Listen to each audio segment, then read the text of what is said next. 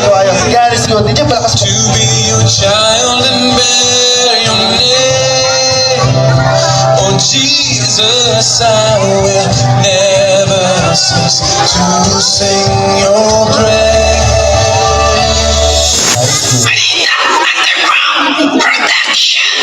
Tataka ba kayo kung bakit nasa mundo kayo ngayon? Maraming katanungan naglalaro sa isip nyo, hindi nyo masagot. Isa lang ang dahilan. God is good. Oh my God. Nagtataka ka ba kung bakit meron niyang mundo? May puno at kabuntukan na nasisilayan ko. May lupa na tinatapakan ng inyong mga paa. May hangin na nalalanghap para mabuhay ka. Isa lang dahilan. Dahil meron niyang Panginoon na lumikha ng bagay na tinatamasa mo ngayon. Na huminga sa alabok para mabuhay ang tinatawag na tao na kawangis niya at nagsabi, humayo tayo at magpakarami ng hindi masasama kundi taong mabubuti na kagaya niya na may puso na ginintuan, may tunay na espiritong naghahatid ng pagmamahal ngunit sa mundo nito di maiwasan ng tukso. Mga udyok ng diablo na sa isip mo gumugulo, malalagpasan kaya ito kundi mo kilala si Kristo. Halika kapatid, papakilala ko sa iyo para malaman ko sa Jesus siya maibig, nagmamahal sa iyo. Kamutin na ilaw mo, kasalanan mo ilinis, panusay linis, dahil sa pag-ibig niya, magmamahal sa iyo.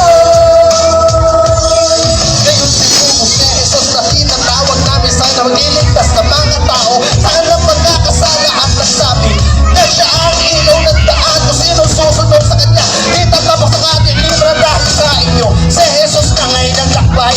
Ang mabuting salita ay kanyang taglay-taglay para sa kaligtasan ng sanlibutan, para maalis tayo sa apoy na kaparusahan. Ganun na lang ang pag-ibig ng mahal natin Ama.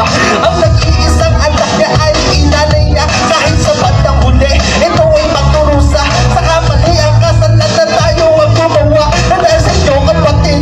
Mas pinabuti niya harapin ang pangyayari sa kanya itinakda ang magdusa at mabaho sa krus ng amatay para tayong lahat ay tubusin sa ating mga kasalanan dahil sa Jesus siya mag-ibig, nagmamahal sa iyo.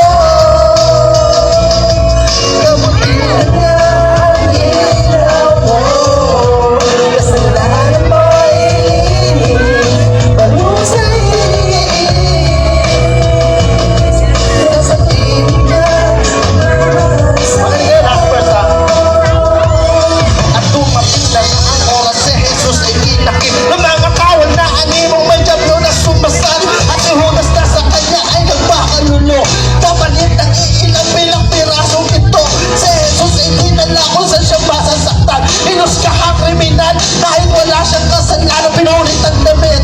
Hinagupit sa likuran bawat ang bastang natin ko sa katawan niyong mamamasdan. Ang mga kasugat na may tagis ng tulunang nalinis ang pamasdan ng katawan, nangingilim sa kasakitan. Ang lahat ng mga parusa ay pinagtinanggap at dahil sa mahal kanya bilang nag-iisang anak at ang korona natin na sa ulo na ipinarumuhon siya na ito na dumating ang pagkahatol ng mga tao.